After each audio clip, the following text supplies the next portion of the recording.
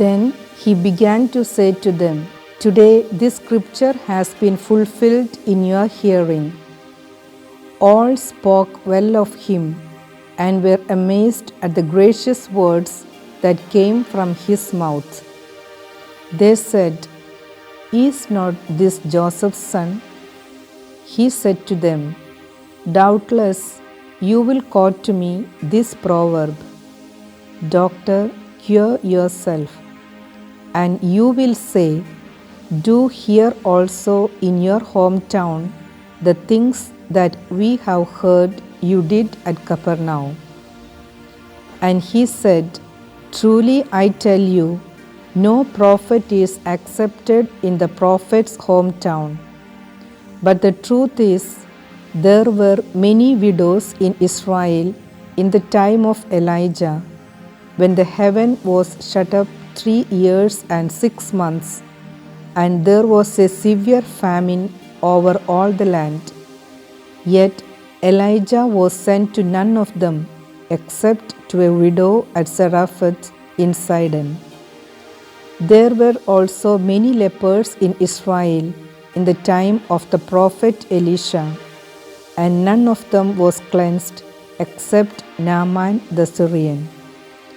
When they heard this, all in the synagogue were filled with rage. They got up, drove him out of the town, and led him to the brow of the hill on which their town was built, so that they might hurl him off the cliff. But he passed through the midst of them and went on his way. Today's reading discusses the rejection of Jesus at his hometown Nazareth. Luke chapter 4 verse 29 says, "They rose up, drove him out of the town, and led him to the brow of the hill on which their town had built, to hurl him down headlong." Pretty strong reaction from Jesus' townfolk. Jesus experienced rejection in all its forms. Rejection hurts immensely, especially when it comes from the very people you call your own. Every time Jesus experienced rejection, he must have been pained.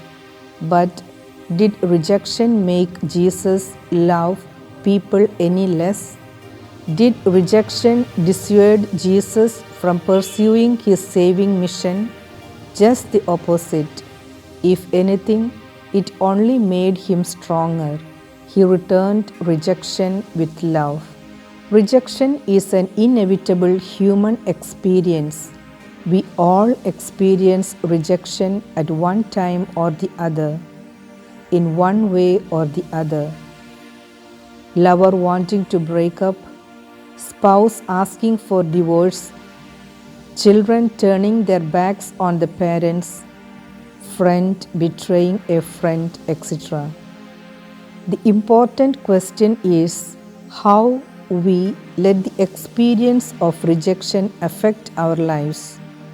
Like Jesus, may we return rejection with love. May nothing, not even worst of betrayals, stop us from pursuing the path of love.